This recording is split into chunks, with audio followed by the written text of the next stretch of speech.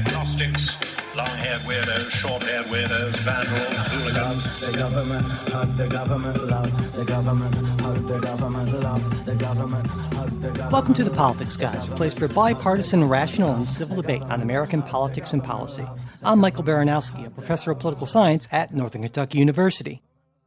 I'm joined today by both of my conservative counterparts, Cleveland area attorney Jay Carson and political and policy analyst Kristen Matheny. Hey, guys.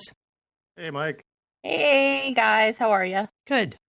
You know, before we get started, and gosh, we have an awful lot to talk about this week, I want to thank our newest supporters, Fran, Sam, Josh, Sean, Amy, and Jacob. And it was A lot of supporters. Yeah, a lot of supporters, and we really appreciate it, you know, and especially, as I've told a lot of our new supporters, in times like this, when things are so awful and polarized, I feel like what we try to do on this podcast is more important than ever, and I think listeners are responding to that, and we really appreciate that.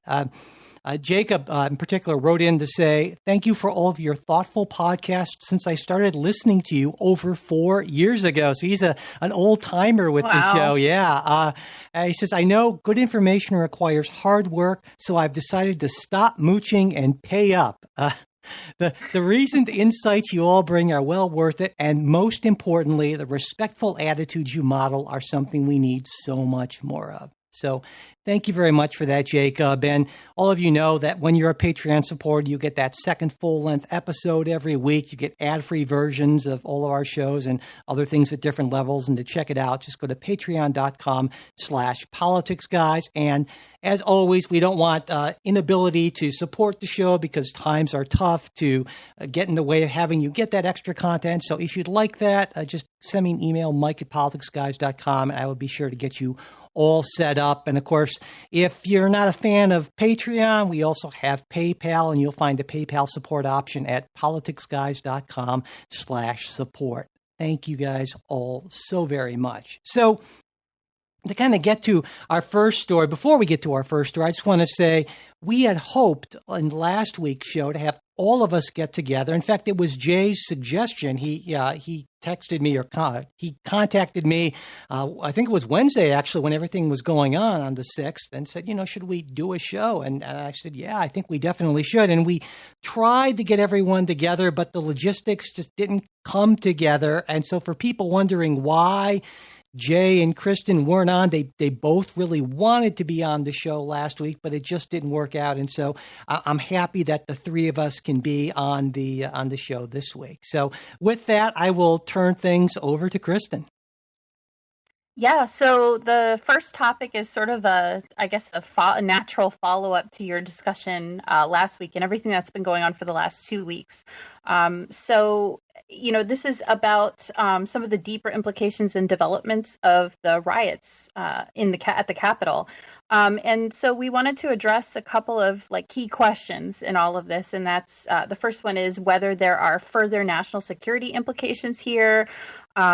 We also wanted to discuss Trump's reaction since and sort of how the media has handled all of this, the ongoing investigation into who was involved and how these events occurred, because that's something that's developing. I mean, even today I was getting news alerts on my phone about, you know, different things evolving with the investigation. And then finally, some of the arrests that have come from it. And a lot of those occurred this week. So it's definitely not a news story, but it's a story that's like a juggernaut. It's just constantly evolving, like so many stories we talk about here on the show. So I guess that's the intro, Mike. Yeah. Well, yeah, I guess the one thing I think a lot of folks are wondering is they heard my reaction and Trey's and Ken's reaction to this. And I think a lot of folks are saying, well, you know, Ken and myself, we're clearly people of the left, center to maybe a little bit further out Ken would be. And Trey is still a Republican in name, but he's, you know, he was a Biden supporter and was very vocal about that.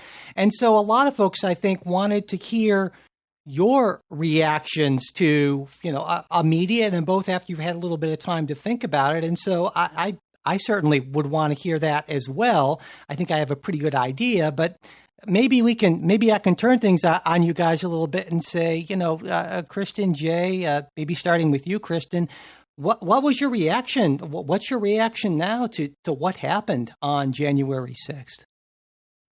Well, I have had a lot of time to think about it, but my reaction has really not changed, which is why I was so bummed that I couldn't be on the show last week, because I think I would have said the same thing. Unfortunately, my day job, I had to do the day job, so I wasn't able to join, but, it happens. But yeah, so my reaction hasn't been the same. I'm sorry, has been the same. So the first thing that came to mind was that I was upset that there were a lot of people on the right, a lot of people who I know personally, who weren't really taking responsibility for what happened. And that really upset me, because I think that, my fellow Republicans and conservatives are often so quick, all for the last year, I feel like we've been so quick to point the finger at what was going on with riots across the country. And, to point out some of the violence, some of the violent rhetoric. And yet, when the ball was in our court, there was this horrible event, this riot that occurred on Capitol Hill. And I think one of the things that disgusted me about some of the people on the right was just this like ignoring of what happened and this refusal to take responsibility. So that was the first thing that came to mind, was that I feel like there was this tremendous lack of taking responsibility that I was wanting to hear. And I was happy to hear that there were a lot of Republican elected officials who did step up and take responsibility for it. I thought that was necessary. On the other hand, the way that the media has handled it, the way that other elected officials have handled it, it's just become like just a political circus. And it's just, I think overall, it sort of serves the purpose of showing us just how divided we are, as if we weren't already aware enough. Just how divided we are, how divided the coverage is. I guess those were my two big takeaways. It was like a combination of like disgust and anger. Jay, what about you?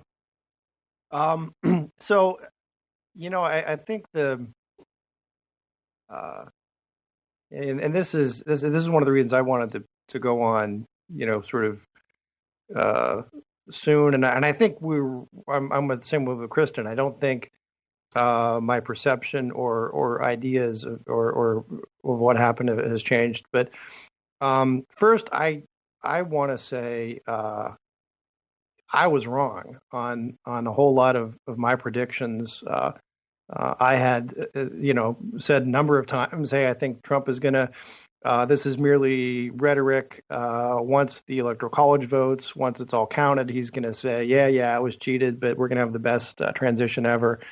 And I got that call wrong. My sense, and I'll tell you, I had sort of a weird change of heart. This is a week ago Monday, 2 days before the riots, when they published the Georgia phone call. And I posted something on the Discord group saying this, that, in reading Trump's statements, or just the transcript of the phone call, I came away very much with the impression that he is delusional. And I'm not a medical, professional to make that diagnosis, obviously, but the transcript reads not as someone who is trying to float political talking points to get some sort of aim, or knows he's trying to steal an election. It sounds very much like someone who really believes, despite all the evidence, that he won, and he won by a lot.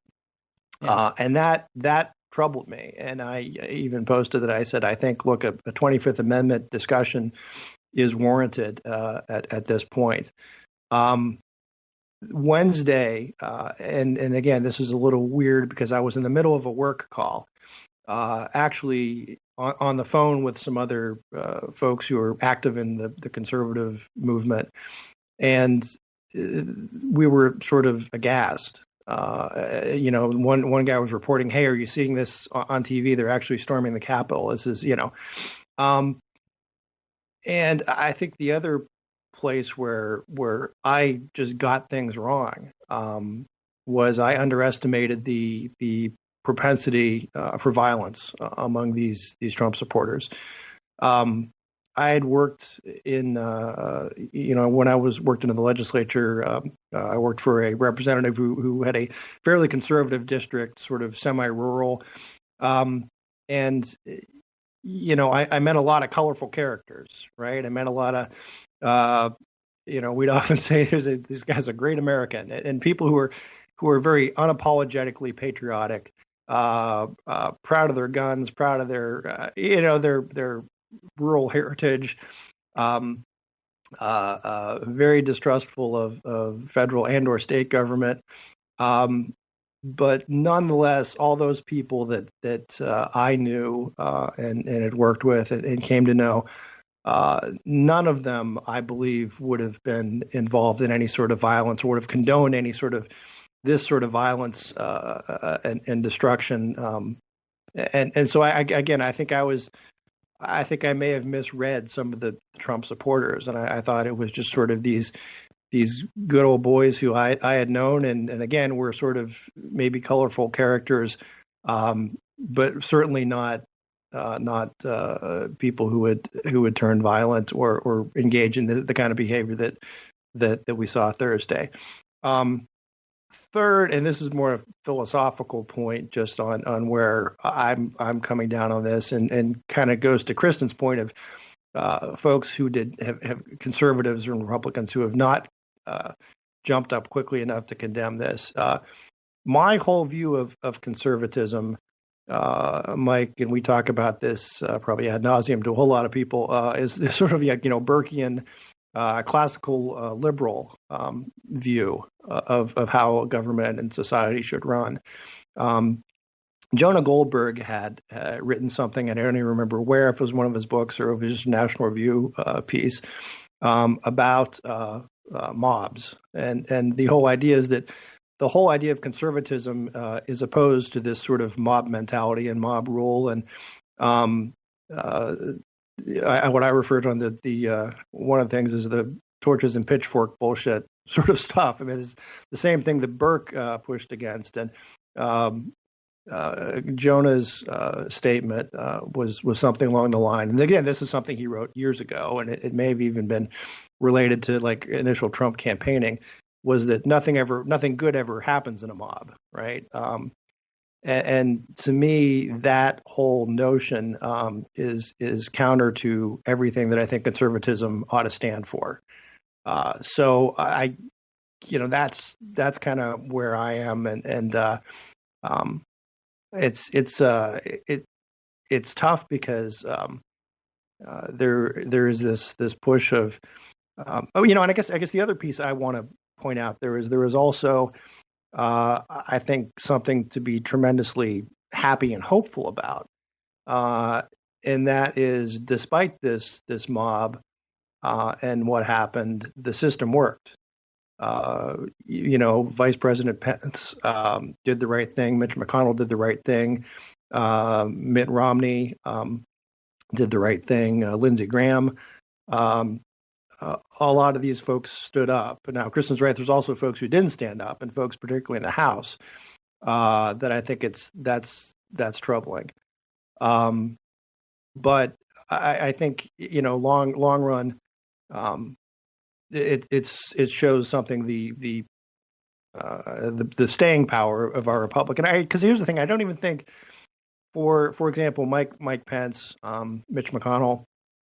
I don't think there was ever even a second where they would have entertained the notion of what Trump was talking about. It was sort of dismissed out of hand. And on the one hand, there's a lot of folks who are saying, well, we should look to McConnell or to Pence and say, look, this guy is a hero.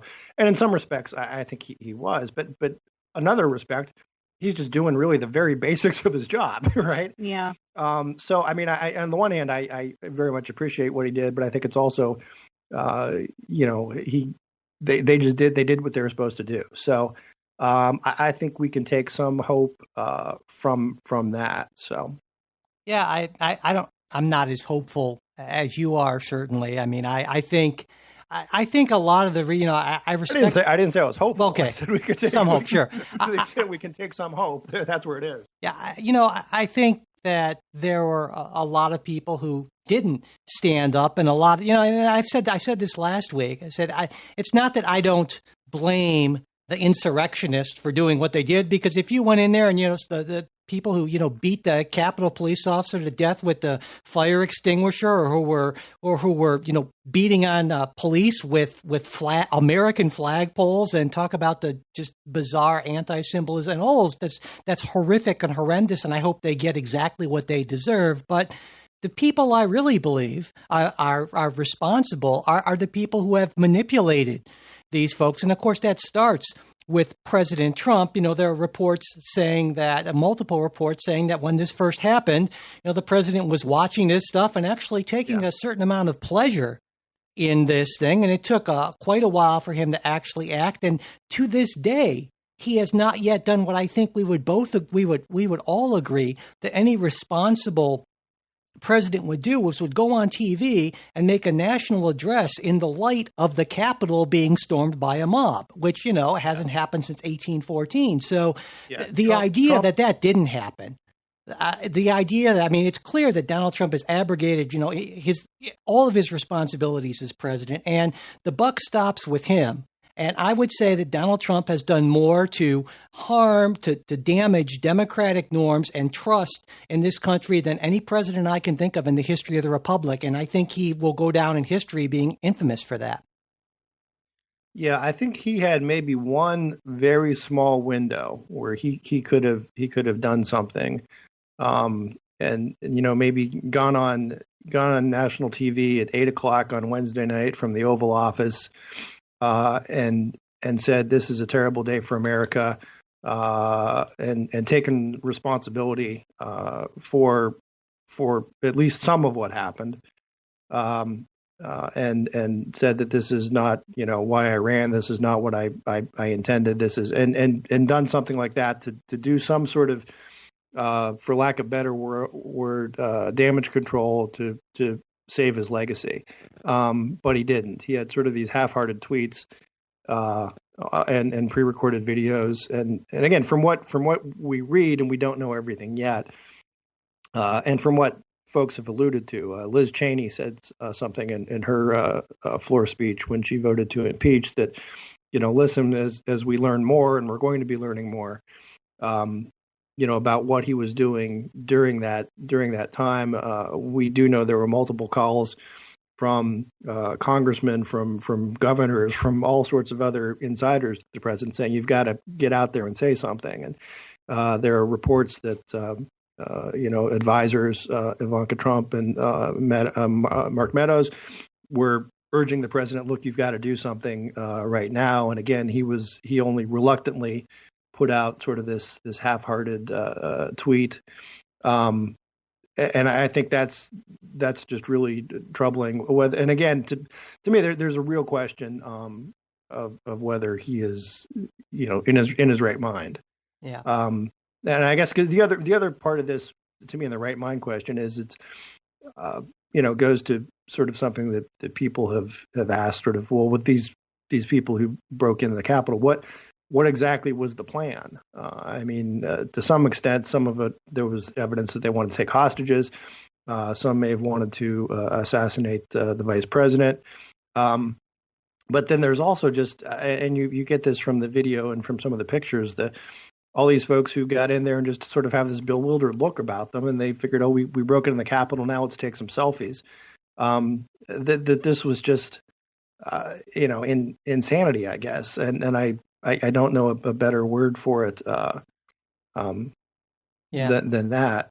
Well, and getting back to the responsibility point, it seems to me it just feels like a Sorcerer's Apprentice type of situation where a bunch of people, Donald Trump first and foremost, but Josh Hawley, Ted Cruz, and Mo Brooks and some others said, well, this is something we can use that's going to help us, whip up the crowd and stay in power. And this is the kind of, rhetoric that's always been used. And we're just going to take it up to 11, but it's going to be fine. And all of a sudden now they realized, oh, well, this is out of control, but they're still trying to sort of, triangulate that. Well, I mean, because someone like a Josh Hawley, he's painted himself into a corner. So is Donald Trump, Yes. and so is Ted Cruz. And I think it's pretty clear that I think more than anyone else, Josh Hawley, except for Donald Trump, bears responsibility for elected officials, because here's a guy who sees himself as the next president of the United States and thought, well, I can be the heir to Donald Trump. And he's clearly somebody who, given his background and pedigree, knows that that he's peddling in lies. And that's just what they are. I think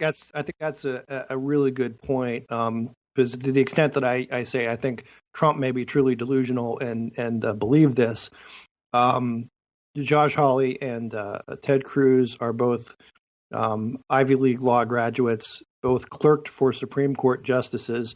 If you have any idea how elite that is, right? I mean, neither Hawley nor Cruz is insane. I think they obviously knew better, but did this out of political calculus, and that's really troubling. And disappointing, because they are people who certainly know better, and allowed this to go forward. And I think could have had. There's so many other ways that they could have. People could have played this out, because and Kristen, I'm interested in your thoughts on election issues. I still absolutely believe there are plenty of reasons why we should take a good hard look at this election. Yeah. And mail-in voting and a lot of these shenanigans that happened, a lot of activist decisions by state Supreme Courts, and that's really a proper topic for discussion. But all of those put together does not, it doesn't add up. Numbers don't add up even close. To a Trump victory, much less a Trump landslide, and there's plenty of other ways to do this rather than a sort of a fake certification or a fake certification objection, which would indicate that, look, we can somehow change the result, and those folks knew better and didn't. We're happy to go along with the goofy, sort of Lin Wood narrative. Yeah, I wanted to touch on something here because I find myself kind of thinking about some of these bigger picture issues for the first time in a very long time. I'm starting to think about things like messaging. Obviously, I deal with social media for work. I work with it. So, and we'll probably get more into some of those issues. But, I've been forced to think about messaging with, the banning and the, deplatforming. And I've been kind of thinking about what's happened over the last 4 years. And, like a lot of Trump supporting Republicans, I've seen and felt a lot of anger about some of the messaging issues that we've had and some of the truly inflammatory and I think hate-filled language coming from people on the far left towards people like me, people who are just kind of like regular, Trump supporters, Republican Trump supporters. I've made no secret on this show of the fact that, I don't always agree with Trump. I think I totally agree with Jay that he just fumbled this one and messed this up. I think it's going to tarnish his legacy to a great extent. I think I agree with Jay. There was this narrow window where something could have been done, and certainly not enough was done on his part and on the part of a lot of Republicans, like I said before.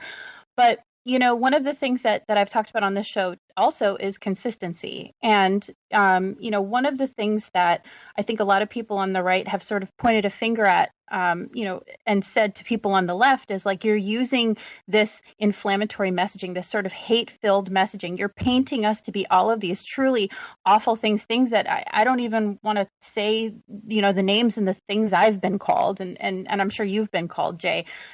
they're not Oh, yeah. true. Yeah, I mean, it's, and I'm sure you and I, like, and I'm sure Mike has stories too, moving in the opposite direction. I mean, just the amount of divisiveness and hatred coming from one side to another, I think is the thing that disgusts me the most. And so, for the last 4 years, I've experienced just personally the loss of family members, the loss of friends over this, not over anything I've done or said, but they've made the choice to essentially abandon me and other members of my family and friends, just because of how we voted. And just, this is the state that we're in right now. We're sort of deep in this hole, and we're looking up, and I'm not hopeful about that. I wish I could be more hopeful about that. But for the last few years, I've pointed to the left, and I've said, like, look, there is this hatred. Yes, it's also coming from the right. There's divisiveness on both sides. But, look at some of the things Maxine Waters says. Look at some of the things Alexandria Ocasio-Cortez said, like, these truly hateful, inflammatory things. So you have this powder keg situation that sort of came to a bubbled over in a Capitol riot.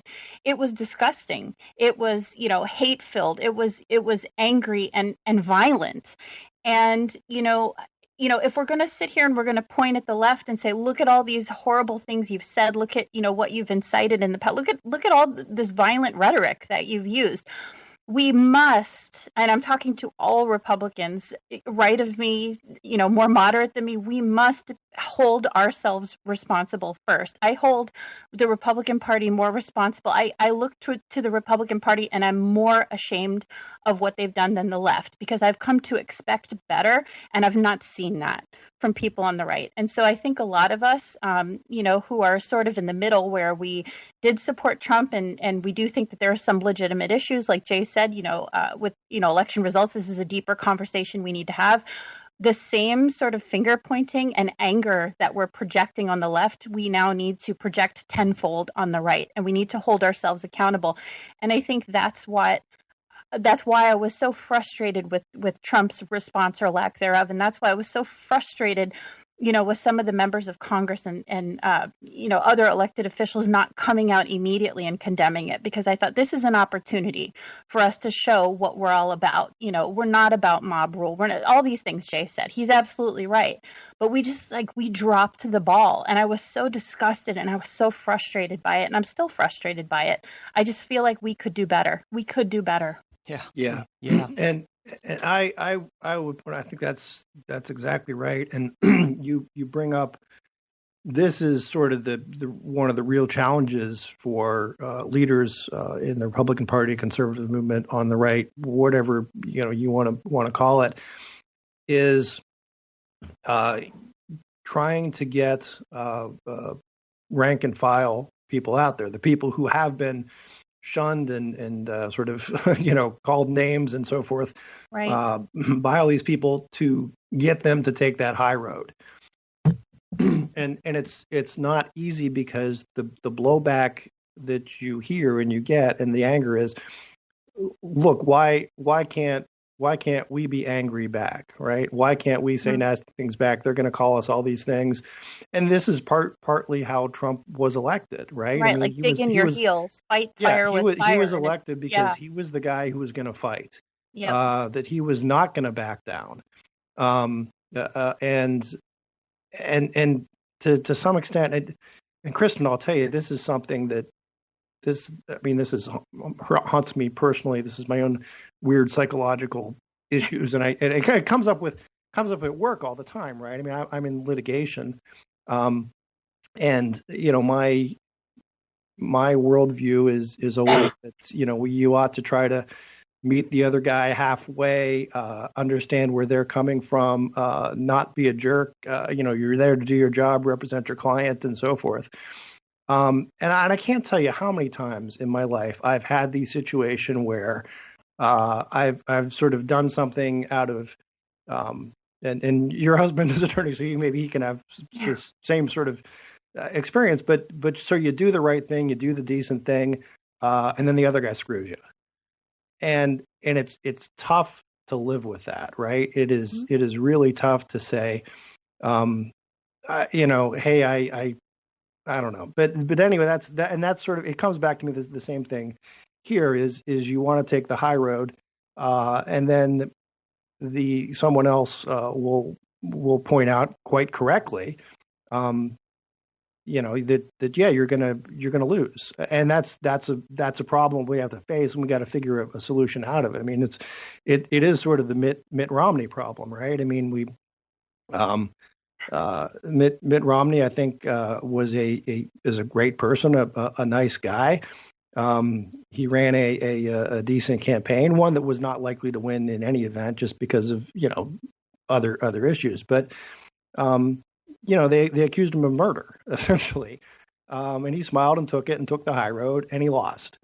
And I think people then, especially Donald Trump, in the next election cycle, took that lesson and said, "No, I'm not going to back down." And it's difficult to find that place of not backing down, of not caving in, but also of still taking the high road and not throwing gas on the fire. Yeah, I think there's a distinction between, I think you'll both agree, between taking the high road and just not responding and being this sort of, classically virtuous person, and inciting riots or insurrection and, murder. I think there's a pretty fine, there's a pretty big line between those two things. And Donald Trump has pretty clearly stepped over that line. And the fact that I am fairly certain that Donald Trump will suffer no real consequences for this, I think that's a lesson as well, because I think, Josh Hawley will suffer. Sure, his book contract was canceled, but someone else is going to pick that up. And sure, big donors are not going to be giving to him maybe for a while, but, Donald Trump got a huge portion of his money from small money donors. And so I think the lesson here that a lot of ambitious, smart, amoral people like Josh Hawley and Ted Cruz, by the way, the most hated man in the Senate by all accounts, have picked up on is the big lie works. I mean, Donald Trump has built his career on the big lie. Even before the Obama birther thing, he realized that if you just scream loud enough and get enough people to go along with you, the truth doesn't really matter. And he has proven that works. And I think politicians like Josh Hawley, like Ted Cruz, have picked up on that, and that's going to be, and I know we're going to talk more about this later, probably in the bonus show. I think that's the future of the Republican Party, and it makes me incredibly sad. But anyway, one other thing I wanted. Go ahead. I was gonna add in something else that, again, this episode's a little kind of goofy, freeform, because of what. It's the best kind of episode. Yeah. But and part of that, and I think you're right, but there's another piece to that, and that is that we've had this huge collective distrust in our institutions. Sure. Yeah. And in some cases that's warranted. And that's troubling to me also. And I think, Kristen, you might agree with me on that big time. Yeah. Look, the idea that sort of the mainstream media has gone so far that no matter what they report, even if what they're reporting is absolute fact, you have people who will not believe them because of past issues, and there's also just something going on that, again, I don't understand this whole QAnon phenomenon, and again, I would have written them off and had written them off as, hey, it's a couple goofy people in their basements, and not any actual real movement or group of people, but here's a lot of folks marching and waving flags, and again, it's tough when you see on TV, right? I mean, is it when they show those people? Well, okay, is it those 10 people, or is it really 10,000 people who are out there believing this? But that to me is also troubling, and that goes beyond politics, right? I think that's just a strange. I don't even know how you deal with something like that is sort of so unhinged. And I don't know, Kristen, if you have any thoughts on that.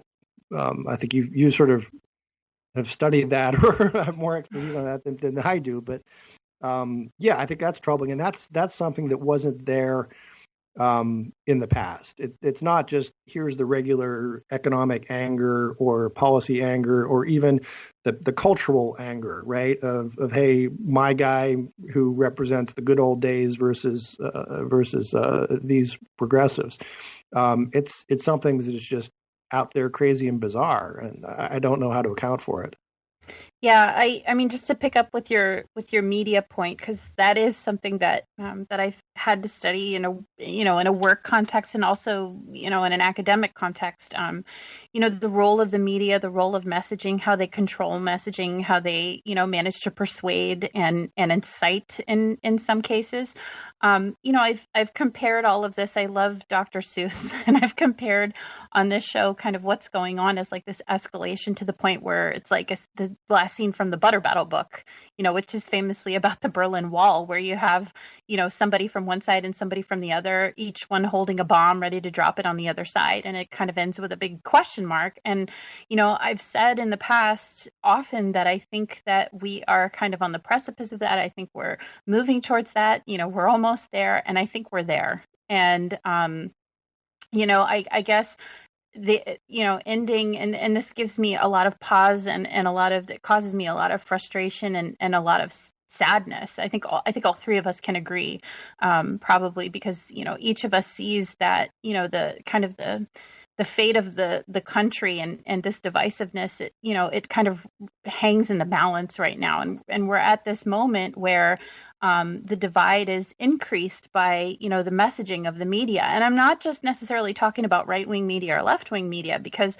I've heard shocking and like truly incredible in a bad way things said by people on the right and people on the left, people who purport to be journalists who are nothing but like conspiracy theorists, pundits, depending on which side you're on. These are people who make a living out of espousing these crazy beliefs. That the Q people.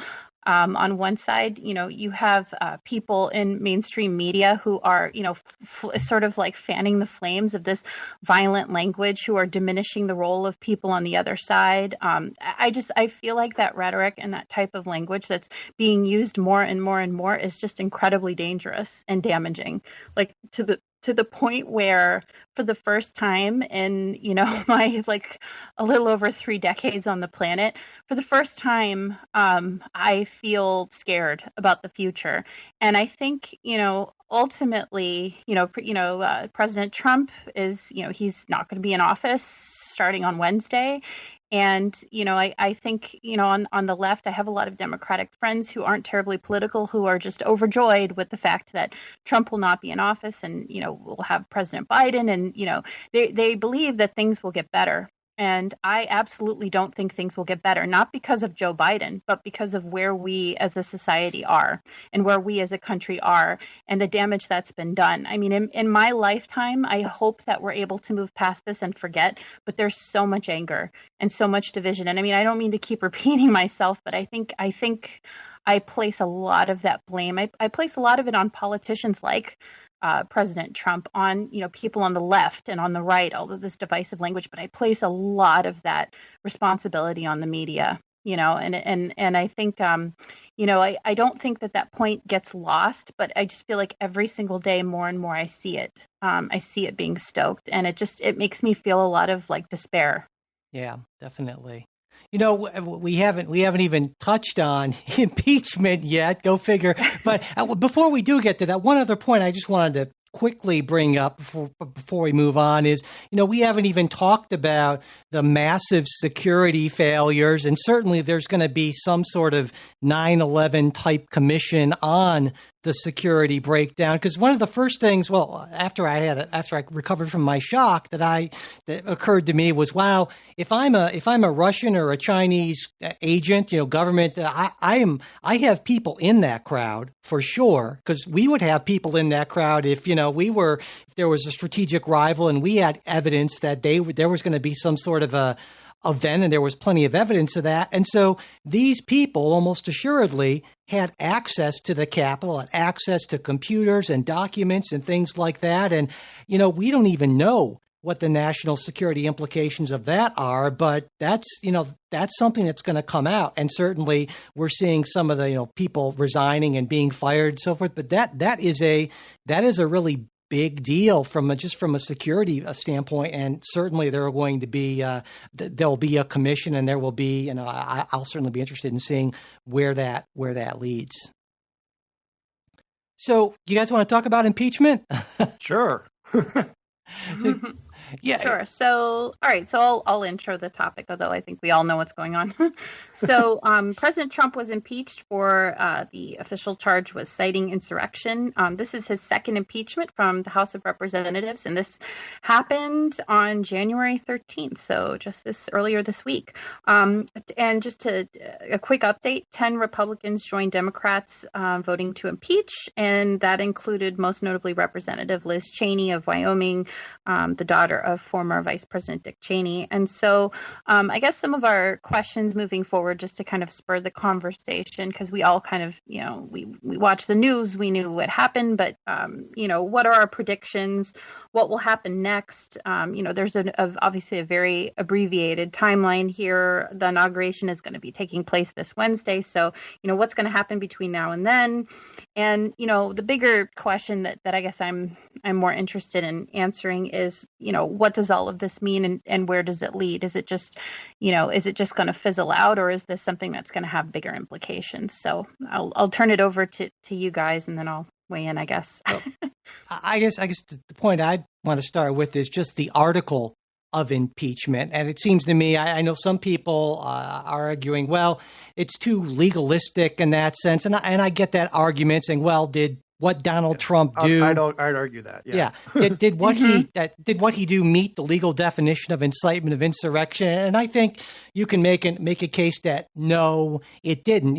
If you look at the transcript of his speech at that Stop the Steal rally, that seems like pretty standard sort of, even if it's, semi-violent political rhetoric, it's the sort of thing we've been hearing for years. And so I think from that strictly legal standpoint, no. But of course, as we said for the first impeachment, that this is not a legal sort of thing. This is a political thing. Along the same lines, I feel like even though it wasn't included in this article impeachment, I think a lot of people are thinking about those Georgia calls. Jay, you mentioned those, and maybe that should have been another article of impeachment. Again, I don't think there was necessarily a violation of the law there, though some people are arguing that. But again, it's the question of whether or not the president is fit to serve as president. And I think you take what he did, what he's been doing, and the Georgia calls, the Stop the Steal, the incessant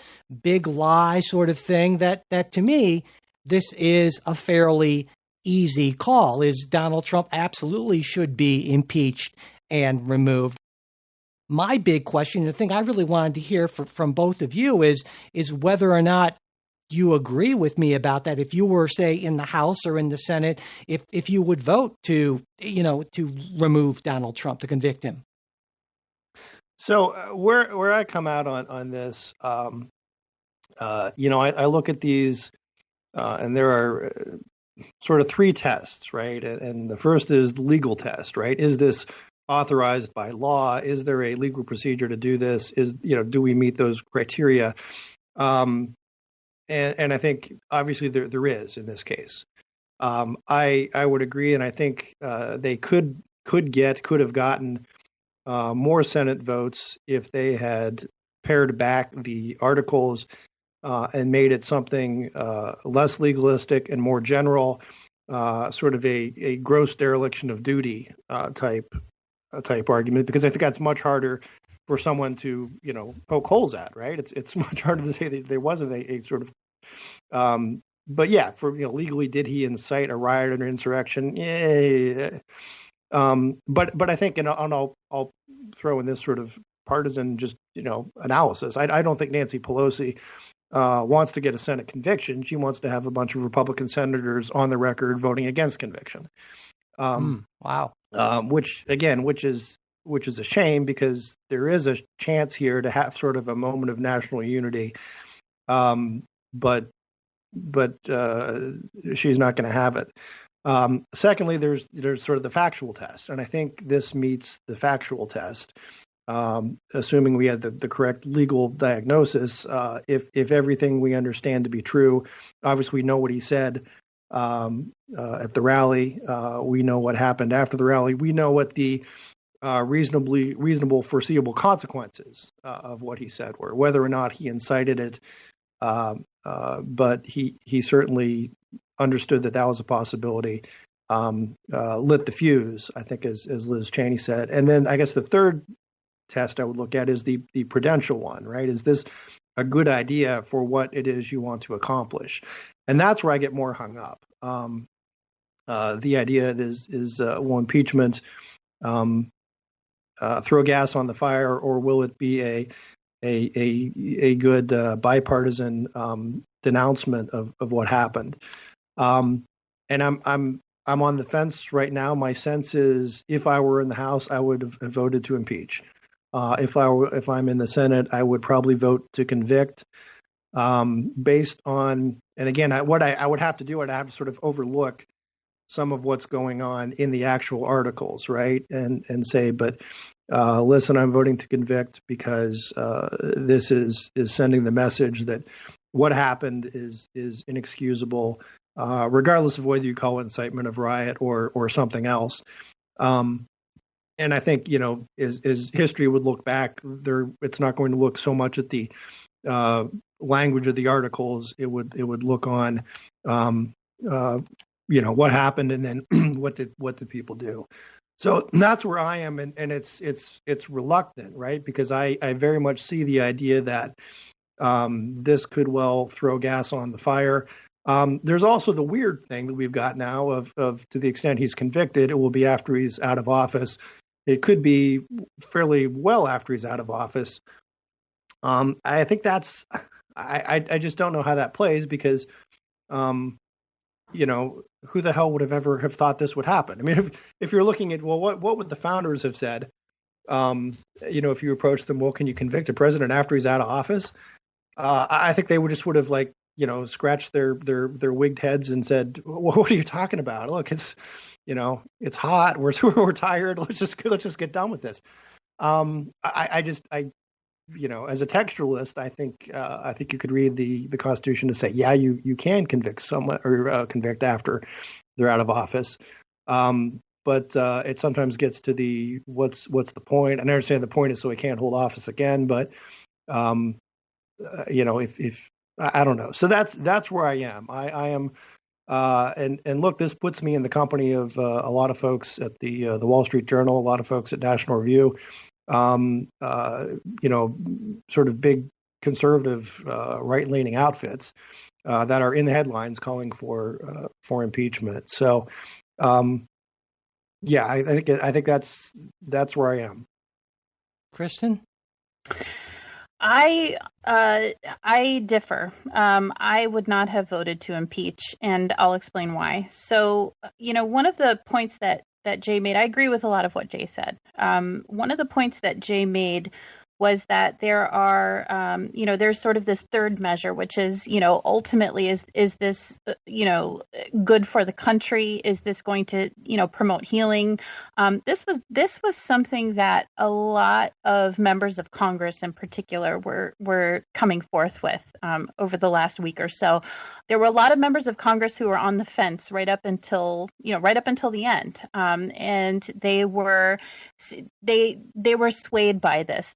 They said, well, I feel like, the incitement was there, but I just don't think this is going to promote healing. I think this is just going to increase division. While I don't necessarily think that this is a reason not to vote to impeach, I agree that it's a valid point, and I think it deserves to be discussed. Although I don't think it's a reason to vote no for impeachment. And I think I guess one of the things that Jay brought up that I found really interesting, and it's something I found myself thinking about a lot over the last week, is the fact that there's been a lot of talk that Nancy Pelosi there was like this opportunity for her. She wanted to bring the country together. I don't think that's true at all. I think if the last 4 years, I'm still upset. I think if the last 4 years hadn't happened, if there hadn't been just attempt after attempt after attempt to, and I'm going to go beyond Trump, because I think sometimes it was warranted. The criticism of Trump was very much warranted, and I've said that. But to smear people who voted for him, his supporters, politicians who sided with him on one issue or another, just this, and it's more than just an attempt to smear. I mean, there were attempts to dox these people, get people fired. There were people coming out and promoting, like, assaulting, Trump supporters and doing these horrible things. And we had another impeachment that took place not too long ago. So, I think there are some valid points that were made. I definitely totally disagree, and reject the way that Donald Trump acted and the things he said. I don't for a second believe that Nancy Pelosi was looking to promote any sort of unity. I don't think she saw this as an opportunity to come together. I don't want to say all Democrats, but I think there are probably very few Democrats who saw this as an opportunity beyond, a chance to just, keep sort of digging in their heels and keep pushing and keep pushing. I don't necessarily think that these complaints were frivolous. I think the issue of impeachment had merit. I think it's something that deserved discussion. But I mean, not for a second do I think that this was an effort of Nancy Pelosi's or really any other Democrat in Congress to promote this unity and move on. Not a single Democrat in Congress. So every Democrat. Okay, I'm just no. Okay. I said no, and that's why I qualified what I said. I do think that there were Democrat. I said not every single Democrat felt this way, and I can't say that with any sort of certainty, because I do think there are people on the right and on the left who are there for all the right reasons. But I guess again, like, this is symptomatic of having worked on political campaigns for so long. Like, I'm a little jaded, and I've worked with some of these people. Jay, I'm sure you can relate. A lot of them have these selfish, narcissistic, and ulterior motives, and it's not just Republican. I've worked mostly with Republicans, and I say that. It's also Democrats, and I would never say that all Democrats want to see Republicans fail or all Republicans want to see Democrats fail. I think there are some Republicans and Democrats there who are there for all the right reasons, who really do want to promote unity. But to a larger extent, I don't think I would include Nancy Pelosi in that statement. Sure, maybe not. Mike let me just respond to the unity thing, because I agree unity is important, but before we can move toward unity, Republicans are famously the party of personal responsibility, and before we can come together, people who have committed atrocious and despicable acts have to own up to them. And so I think then if that happens, then it is only right and fair that we try to come together in a spirit of reconciliation. But as long as Donald Trump, as long as Ted Cruz, as long as Josh Hawley, Mo Brooks, Jim Jordan continue to push what are clearly egregious lies, then I don't see how there can be any sort of unity. So I agree, we need unity, and we should not be demonizing people, for their past actions if they own up to what they are doing. But until they do that, how can we possibly have unity? How can there be any if there's no personal responsibility? The lesson that comes away from this, when Donald Trump does not suffer any sort of consequences for this, the lesson to Josh Hawley, the lesson to Ted Cruz and all those ambitious, amoral people, and you're right, they're on the left as well, but the lesson to those people on the right is, hey, this works, and what's my downside? There really is no downside. So that is why Donald Trump should be impeached. Well, he was impeached, convicted, and barred from holding office, to show that actions have consequences. And that should absolutely be a lesson that Republicans, at least old school Republicans especially, should really kind of resound with them. And I think it has, from the Wall Street Journal, National Review, as you said, Jay. So, and Kristen, just so you know, Mike often takes me to task for being too cynical and jaded. But I think you and I have both. We've played the game and we've sort of seen this, and what you just said goes to my point of the how do you deal with the say yes, we'll take the high road, and then you're going to get completely clocked for doing it. And I think, Mike, I think where we disagree with you, I agree they ought to have responsibility. Yeah, but the way Pelosi designed the articles of impeachment are such that they're geared to create a partisan split. She's looking for a vote to use against people, not for a vote to show that we all condemn this. Right, because there's. Oh, I totally disagree with that. I mean, you can make a reasonable good faith case that what Donald Trump did was incite insurrection. Yeah. Oh yeah. And so the idea that you can make that case, But let me tell you this: if you're going to the jury and asking them to convict, and you've got one case of we're going to charge this guy with aggravated murder one. There's all these elements that you have to prove, or jury, you could also convict him of manslaughter. And if the goal is to get a conviction, then you go with the manslaughter.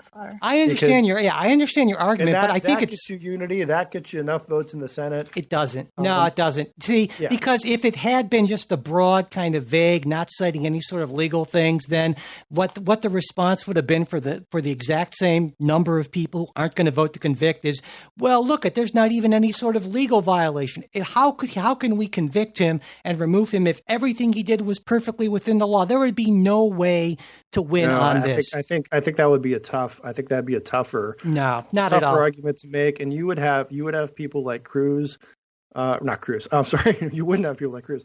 You would have people like McConnell and Romney and Sass and many others making the moral idea that look, yes, this kind of gross dereliction of duty does count as a high crime or misdemeanor. Sure, you're going to have those people, particularly when it's directed against a co-equal branch of the government. No, it's not right? going to matter. Just some criminal offense, and impeachment is mainly right. And one of it's the big purposes of it is to guard that balance of power between the three different branches. So I just think you would have a much better chance at a conviction, and I still think you do have a chance, although it wanes as time goes on, right? Because people are going to become less angry, and 3 months from now, who knows where we'll be? But the news cycle moves on too quickly. Yeah, I doubt. Well, I think this is a little bit different. This is a breaching of the Capitol and insurrection against the government. I don't think this is we forget this in a week sort of thing. But I think it in a week, but you may forget it in a couple months, and there may be. Yeah. There may well be. Look, there was a great little Babylon Bee headline the other day of out of work waitress excited to see Congress spending time impeaching Trump again. Yeah. 6 months from now, people maybe say, "What the hell? He's out of office. Who cares?" Right? And so I think that's why the longer the time runs, and look, for Biden's point of view, right? I mean, the best thing for Joe Biden would be to make sort of a wonderful denouncing statement about how terrible Trump is. And absolutely, he ought to be convicted. But you know what? We got bigger priorities right now. We need to move forward. He's gone. And let's start moving forward. And I think that would be a great message. It would enable him to get stuff moving quicker. Than being held up with. I think that would be awful. That would be a travesty, because for what Donald Trump did, there have to be consequences. And if Joe Biden and everyone doesn't try to extract what are reasonable and fair consequences for his disgraceful actions, then that sends a message. And I think that's huge. And whether maybe it's not, because it's not going to be conviction. There aren't going to be the votes in the Senate to convict Donald Trump. I'm positive of that. There might be half a dozen, maybe you might get up to 10 or so, but after that, it's just not going to happen. Now, another option is the 14th Amendment. As a lot of folks have pointed out, Section 3 of the 14th Amendment essentially says that anyone who's engaged in insurrection or given aid and comfort to insurrectionists cannot hold federal or state office. And so how that would potentially work, now this obviously has been used since after the Civil War. Which was intended for like Jefferson Davis. Yeah, but how that would work would be presumably Congress through a majority vote could vote that could essentially, because Congress has the authority through appropriate legislation in Section 5 to enforce the provisions of the 14th Amendment. So they could presumably legislatively say that Donald Trump is in fact someone who gave aid and comfort to insurrectionists, and therefore he cannot hold federal or state office. And that would only require a majority vote in both chambers. Now, it would still be subject to a filibuster, so it would require 60 votes in the Senate to get past that. But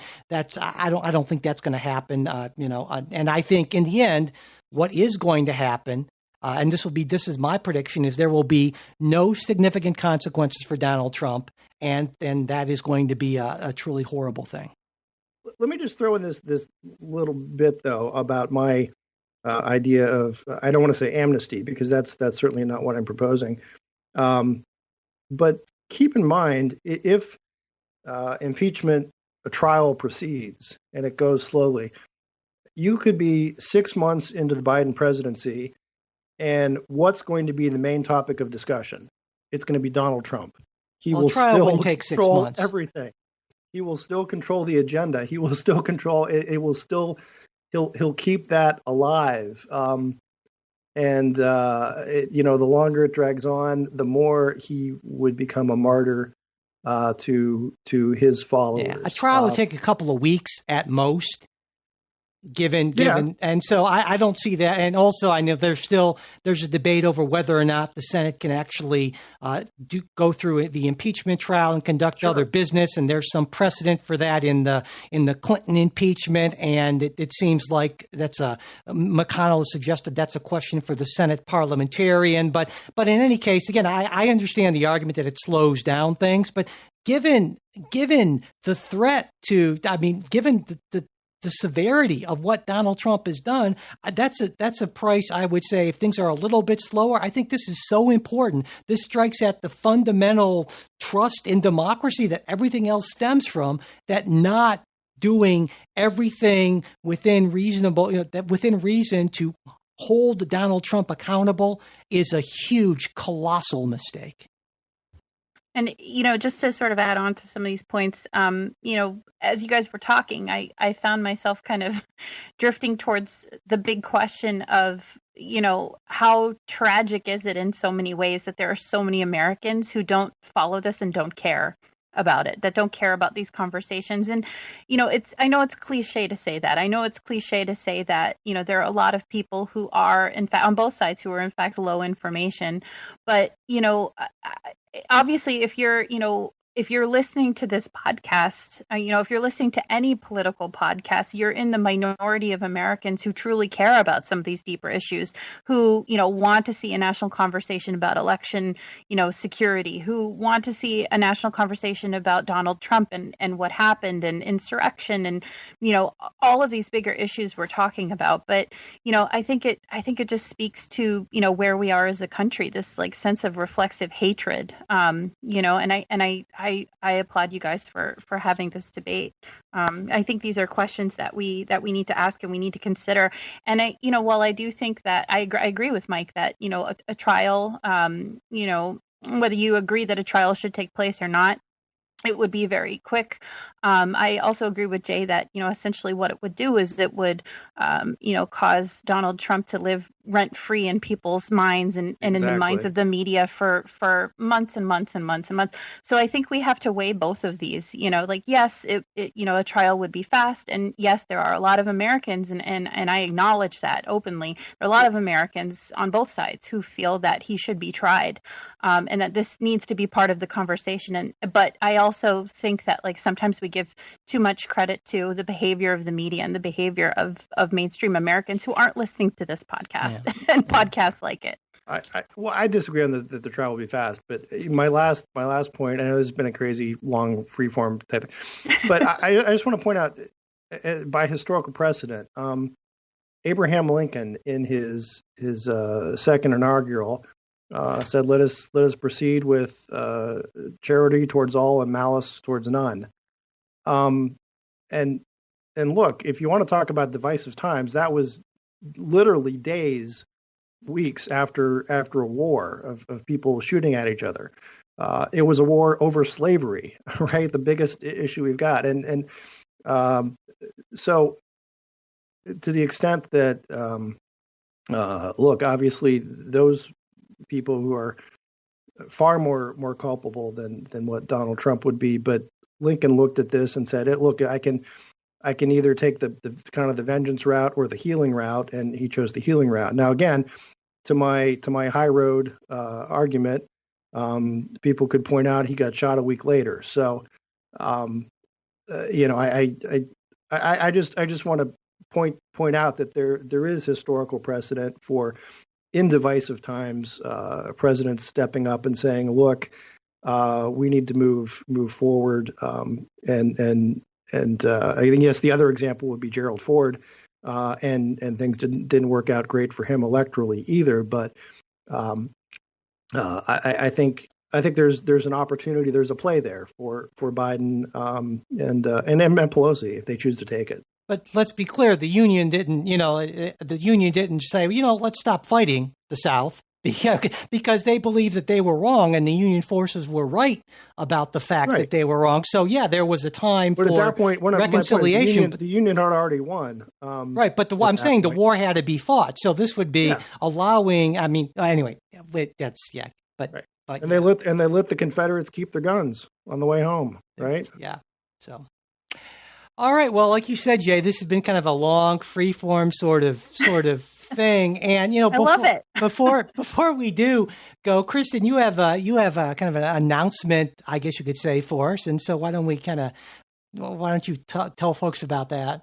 Oh yeah. So just to let everybody know, I'm not leaving the podcast forever. I am actually. It's very exciting. I'm going to be taking a couple of months off to actually embark on kind of a little side hustle project, some consulting work that I've been asked to do with a couple of other people. And it actually directly relates to a lot of the things that I studied in grad school and some of the things I specialized in the past. So I'm excited to kind of get back to my academic roots and, to maybe embark on something that could be exciting in the future. And, over the next couple of months, I've been talking to Mike about this. I'm excited about it. I will be back.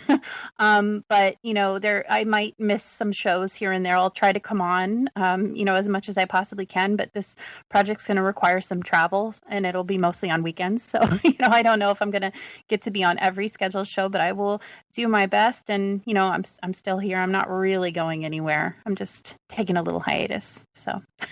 All right. And we will be, you will certainly be missed, Kristen, and I will be very happy when you're back on a regular basis. So yeah. I'll miss this show a lot. But I will be back and ready to go. Yes, we didn't want anyone to think that we were deplatforming Kristen, and by no the way. That is something that actually we're going to be talking about on our bonus show, the Donald Trump's deplatforming, and just in general that whole social media thing, and that's right up your alley, Kristen, for sure. And with any luck, we can also have an opportunity to get into an actual policy story. President-elect Biden's American Rescue Plan, a $1.9 trillion, all kinds of stuff in there. And I'm sure you guys have some pretty strong views on that. And maybe even, depending on how things go, a little bit about the future of the Republican Party. And I doubt we'll have time for listener questions, but maybe one or two. I don't know. So if you are a Patreon supporter, that will be in your feed midweek. I think Wednesday usually pops up. And if you aren't a Patreon supporter, just go to patreon.com MikeAtPoliticsGuys to sign up. And again, remember that if financial considerations prevent you from doing that right now, just send me an email, MikeAtPoliticsGuys.com, and I will get you set up with full access to that second weekly episode. And one thing, again, that is completely free that we really do appreciate is if you could subscribe to the show, leave ratings and reviews, and especially if you would share episodes on social media. If you just generally want to reach us, it's mail@politicsguys.com. You can also check us out on Facebook and Twitter at Politics Guys, and you can find the URLs there in the show notes. And a special thanks to our executive producers, Bruce Johnson, Wilma Moreno, Andra Masker, Daniel Toe, Chris Wilkerson, and Nathan Sosnowski. We'll be back with a new show next week. We hope you'll join us.